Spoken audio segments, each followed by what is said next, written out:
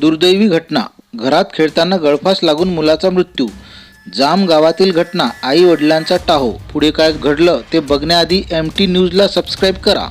जाम तालुका वाई येथे घरात खेळता खेळता दोरी गळ्याभोवती अडकून गळफास लागून 11 वर्षाच्या चिमुरड्याचा दुर्दैवी मृत्यू झाल्याची घटना घडली.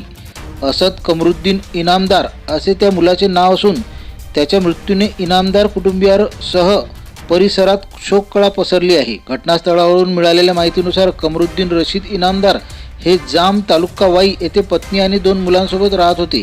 ते जाम ग्रामपंचायत कार्यालयामध्ये कर्मचारी म्हणून कार्यरत आहेत.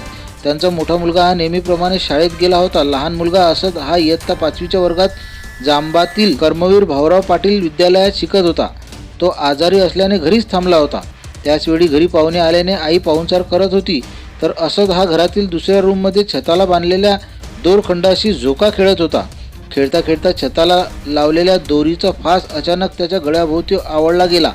काही वेळाने असदची आई त्याला पाहण्यासाठी आत गेली असता असद हा दोरीला लटकल्याचे त्यांच्या निदर्शनास आले. त्यांनी आरडाओरडा सुरू केला. आरडाओरडा ऐकून शेजारी लोक जमा झाले. त्यांनी असदला खाली उतरवले आणि तातडीने खाजगी वाहनाने भुईज येथील प्राथमिक आरोग्य केंद्रात दाखल केले. मात्र वैद्यकीय अधिकाऱ्यांनी तपासणी केल्यानंतर असदला मृत घोषित केले. या घटनेने उपस्थित नातेवाईकांनी प्रचंड आक्रोश केला.